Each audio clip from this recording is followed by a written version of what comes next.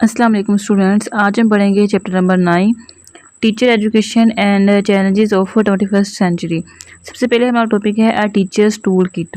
Teacher tool kit क्या होती है? ये एक ऐसा ज़ख़ीरा होती है, ऐसी किट होती है जिसमें टीचर्स को ये रहनुमाई दी जाती है या ये गाइडेंस दी जाती है कि वो किस तरह से अपने जो रिसोर्सेज हैं, टीचिंग रिसोर्सेज हैं, उनको इस्तेमाल करें और उनको उन बच्चों के लिए इस्तेमाल करें जो कि कमज़ोर हैं, और ताकि उनकी जो कारकर्दगी है वो बेहतर हो सके। ठीक है। अब जो ज़्यादातर इल्म है और जो महारतें हैं वो हम दर्ज झैल तरीके से हासिल कर सकते हैं, वो कौन से हैं? वो रीडिंग है, वो स्पीकिंग है, ऑब्जर्वेशन है, रिमेंबरिंग है, अंडरस्टैंडिंग है और यूटिलाइजिंग है। यूटिलाइजिंग क्या होती है? अमली इस्तेमाल। ठीक है, चीज़ों को अमली तौर पर इस्तेमाल करना, जैसे कि हम कोई प्रैक्टिकल करें तो उसको जाके लैब के अंदर परफॉर्म करें। ठीक है। नेक्स्ट है हमारे पास strategies for effective teaching tools. Strategies क्या है हमारे पास? सबसे पहले है हमारे पास लिसनिंग। जो लिसनिंग है वो किसी भी काम का जो है वो फर्स्ट स्टेज। अब क्लास में बैठे हुए हैं और टीचर आपको लेक्चर दे रही है, तो जब तक आप टीचर की बात को गौर से सुनेंगे नहीं तो आपके जो कंसेप्ट है वो क्लियर कैसे होंगे? ठीक है, तो आपने क्लास के दौरान जो लिसनिंग है वो अपनी अच्छी रखनी है। नेक्स्ट है हमारे पास perceiving and observing. Perceiving and observing क्या होता है? महसूस करना और मुशाहदा करना। ठीक है, चीज़ों को गौर से देखना और समझना। चीज़ों को गौर से देखना और समझना सीखने का एक अहम हिस्सा होता है। इसलिए टीचर्स को चाहिए कि वो ऐसी सरगर्मियाँ दे जो तलबा की तवज्जो को बढ़ाएं, जैसे कि बच्चों को तजुर्बात करवाए और बच्चों से कहे कि पानी को फ्रीज़र में रख कर देखे कि वो बर्फ़ कैसे बनती है। ये ऑब्जर्वेशन स्किल्स हैं। नेक्स्ट है हमारे पास फोकस अटेंशन।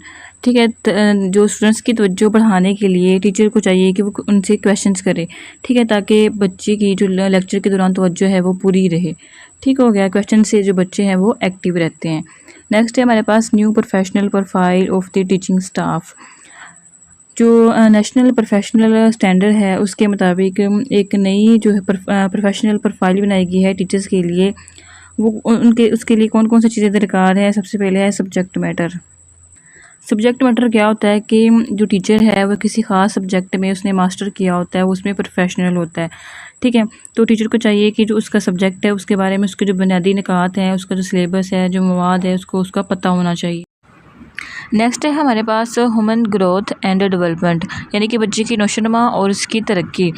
अब जो एक बच्चा है वो अपना ज़्यादातर वक्त क्लास में स्पेंड करता है और जो टीचर है वो उसके पास मौजूद होती है। अब एक टीचर को पता होता है कि बच्चे की जो मेंटल हेल्थ है वो कितनी है, उसकी मेंटल ग्रोथ कितनी होती है।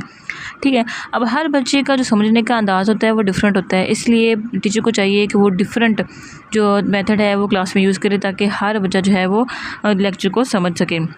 ठीक है, तो एक टीचर को बच्चे की नौशनुमा और उसकी तरक्की का इल्म होता है। नेक्स्ट है हमारे पास knowledge of Islamic ethical values. Ethical values क्या होती हैं? अखलाकी इक़्तिदार। अब एक टीचर को पता होता है कि सच क्या है, अच्छाई क्या है, बुराई क्या है। अब उस टीचर को चाहिए कि ये जो बातें हैं वो बच्चों को भी बताए। ठीक है, उनके नॉलेज में भी ये बातें लेके आए।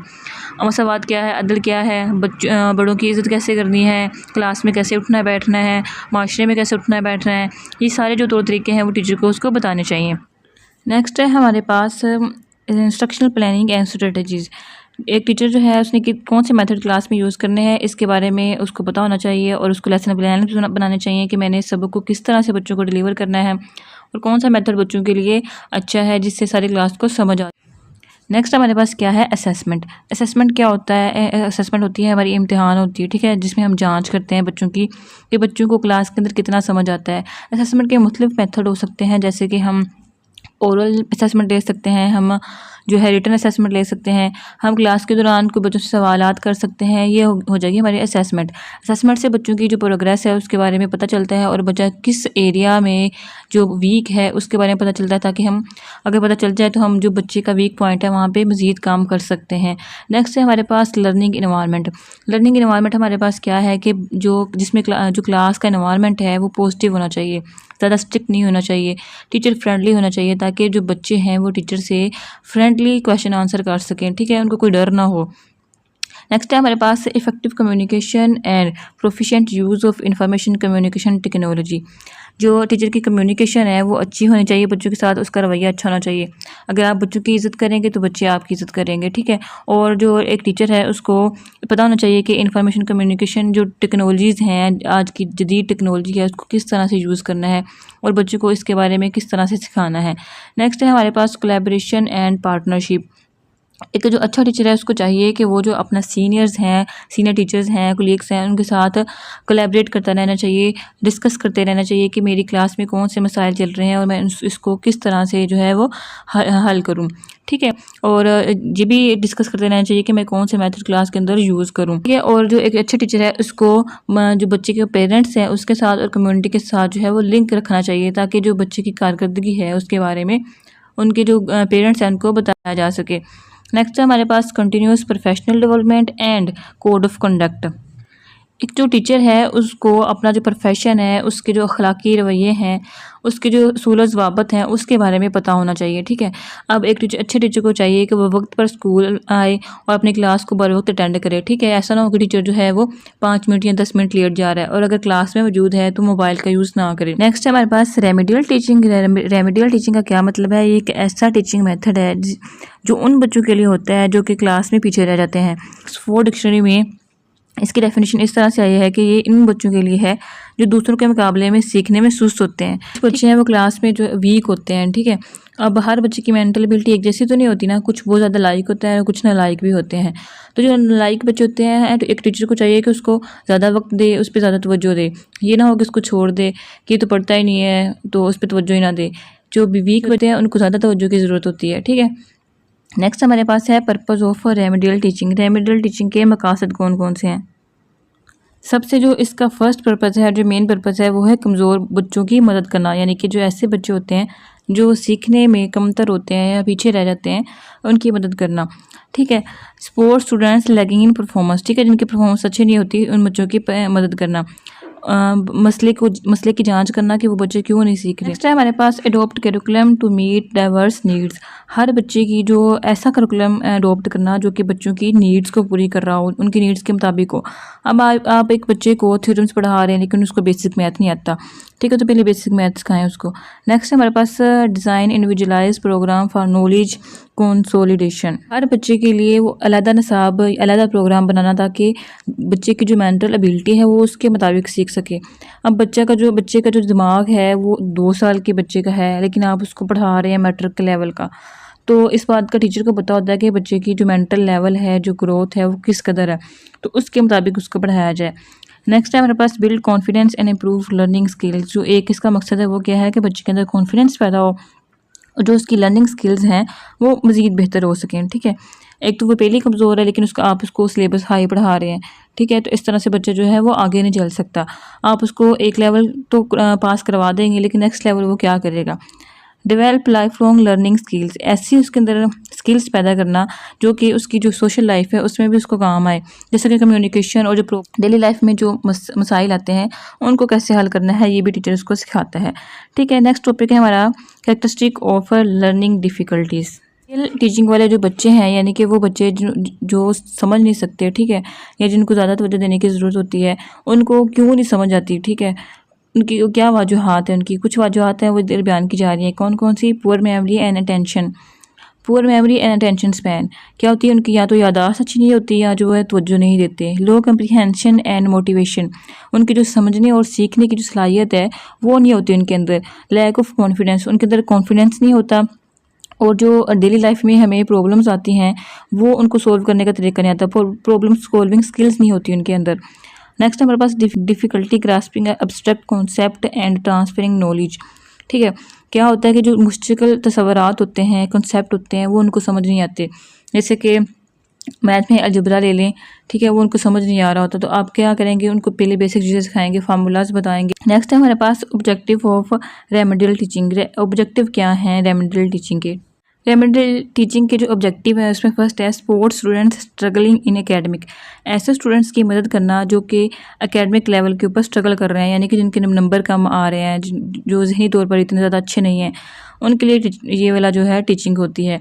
Taylor teaching methods to students ability, बच्चों की सीखने की एबिलिटी के मुताबिक टीचिंग मेथड जो है वो यूज़ किए जाएँ, ठीक है। कोई बच्चा जो है वो एक मेथड से समझ लेता है लेकिन दूसरे को उसकी समझ नहीं आ रही होती। क्लास में मौजूद हाफ बच्चे को टीचर का मेथड समझ आ रहा होता है, बाकियों को समझ नहीं आ रहा होता, तो टीचर को इस बात का ध्यान रखना चाहिए। Design programmes to strength knowledge and learning methods. बच्चों की जो ज़हानत है उनके मुताबिक जो है प्रोग्राम्स बनाए जाएँ, उनके मुताबिक टॉपिक चुना जाए, ठीक है, ताकि जो उनको जो बेसिक नॉलेज है वो दी जाए, ताकि उनका जो नॉलेज है वो शुरू से अच्छा हो, मजबूत हो और वो जो आगे पढ़ने जा रहे हैं उसके लिए वो रेडी रहें। Boost confidence and learning effectiveness.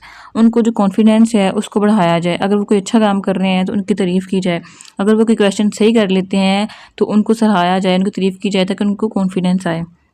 Next है हमारे पास principle of remedial teaching. Remedial teaching के जो प्रिंसिपल हैं, असूल हैं, वो कौन कौन से हैं? क्योंकि जो रेमेडियल टीचिंग वाले बच्चे हैं वो बहुत ख़ास होते हैं, स्पेशल होते हैं, उनकी ज़हानत इतनी ज़्यादा नहीं होती, ठीक है। तो जो टीचर है उसको बहुत ज़्यादा केयरफुल होने की ज़रूरत होती है। सबसे पहले इसका प्रिंसिपल है प्लान लेसन्स केयरफुली।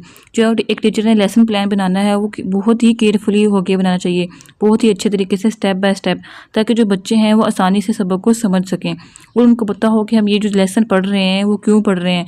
और एक टीचर को ये भी चाहिए कि वो अपने लेसन को दूसरे जो उसके सब्जेक्ट होते हैं उसके साथ भी लिंक करवाना चाहिए। नेक्स्ट है हमारे पास use varied learning activities. Teacher को चाहिए क्लास में मुख्तलिफ एक्टिविटीज़ कराए, सरगर्मियाँ कराए, ठीक है, ताकि जो बच्चा है वो खुद सीखे, एक्टिव लर्निंग सीखे। आगे है हमारे पास क्रिएट मीनिंगफुल लर्निंग एक्सपीरियंस। इसका मतलब क्या है कि टीचर को चाहिए कि वो मीनिंगफुल चीज़ें बच्चों को पढ़ाए, ठीक है। कैसी चीज़ें? कि बच्चों को ऐसा मवाद पढ़ाए जो बच्चों की ज़िंदगी से जुड़ा हो। जैसे कि एक बच्चा जो है उसको ये बताया जाए कि अगर आप एप्पल लेने जा रहे हैं और आपको 2 एप्पल 50 रुपए के मिल रहे हैं तो बताएं 4 एप्पल कितने के मिलेंगे। एक्टिविटी करा के उसको समझाए ताकि उसको इजीली जो है वो बातों की समझ आ जाए। नेक्स्ट है हमारे पास provide clear instruction and summarise key points. एक टीचर को चाहिए जब वो लेसन स्टार्ट कर रही है, अपना लेक्चर स्टार्ट कर रही है, तो जो लेसन के अहम निकात हैं उसको बयान करे और ये बताए कि हम आज कौन सा लेसन बताने जा रहे हैं। फिर हर जो चीज़ है टॉपिक के अंदर उसको स्टेप बाय स्टेप बताए और अगर कोई मुश्किल अल्फाज आ रहे हैं सबक के दौरान तो वो भी उसको डिटेल के साथ समझाए ताकि बच्चों को आसानी से समझ आए, क्योंकि ऐसे बच्चे कमज़ोर होते हैं, ठीक है, ज़हनी तौर पर। उन्हें हर चीज़ स्टेप बाय स्टेप और ईजी आसान वे में समझाने की ज़रूरत होती है। और टीचर को ये भी चाहिए कि लास्ट में लेसन को समराइज़ करे, उसके अहम निकात बच्चों को बताए ताकि उनके जहन में बैठ जाए। ठीक हो गया। नेक्स्ट है हमारे पास foster motivation and focus on individual progress. Teacher को चाहिए कि अगर कोई बच्चा अच्छा काम कर रहा है ना तो उसको सराहे, उसकी तारीफ़ करे, कहे कि आपने अच्छा काम किया है, ताकि बच्चा जो नेक्स्ट टाइम और ज़्यादा परफॉर्म करे। एक तरीका ये भी होता है कि अगर कोई आप बच्चे का टेस्ट ले रहे हैं तो टेस्ट के नंबर उसको मार्क्स दें, ताकि बच्चे को पता हो मार्क्स से क्या होता है, बच्चे को एक मोटिवेशन मिलती है। उसको होता है कि मैंने इतने मार्क्स गेन कर लिए, इतने कर लिए, मैंने उससे इतने ज़्यादा ले लिए, तो एक कंपटीशन बढ़ जाता है, ठीक है। तो इससे बच्चा और ज़्यादा मेहनत करने की कोशिश करता है ताकि मैं नेक्स्ट टाइम और ज़्यादा इंप्रूव करूँ। और टीचर को चाहिए कि हर बच्चे की प्रोग्रेस के ऊपर नज़र रखे, ठीक है, ताकि अगर वो किसी एरिया में कमज़ोर है तो उसको बेहतर करे। नेक्स्ट है हमारे पास करिकुलम अडोप्टेशन। करिकुलम अडोप्टेशन क्या है कि एक जो टीचर है वो क्लास में जो कमज़ोर बच्चे होते हैं उसको सारा सिलेबस कवर नहीं करवा सकती। टीचर को चाहिए कि जो इजी टॉपिक हैं वो पहले चुन ले और उनको वो कवर करवाने की कोशिश करे, ठीक है। और क्योंकि हर बच्चा एक जैसा नहीं होता, इसलिए निसाब में लचक पैदा होनी चाहिए, ठीक होगा, ताकि जो बच्चे हैं वो इजीली जो जितना उनको सिलेबस पढ़ाया जाए कम से कम वो तो उनको समझ आ जाए। अच्छा, इसके कुछ अहम पॉइंट्स हैं, वो कौन से हैं? Adopt curriculum to student needs. जैसे बच्चों की जो नीड्स होती हैं उसके मुताबिक करिकुलम अडोप्ट किया जाए। नीड्स क्या होती हैं? जैसे जो बच्चे की मेंटल एबिलिटी होती है ना उसके मुताबिक हमें जो सिलेबस है वो चुनना चाहिए। नेक्स्ट है हमारे पास set achievable learning objective. Teacher को चाहिए कि वो अपने जो ऑब्जेक्टिव है वो सेट कर ले कि मैंने इस वीक में बच्चों को कितना कवर करवाना है और मेरा मकसद क्या है कि बच्चे इस चीज़ से क्या सीखें। क्या मैंने सिलेबस कवर करवाना है कि मैंने उनको बेसिक चीज़ें बतानी है, ठीक है, या उनकी लर्निंग मैंने बेहतर करनी है। नेक्स्ट है हमारे पास link related subject to save time.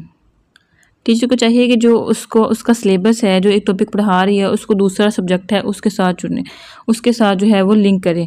Next है हमारे पास use diverse teaching material for effective learning.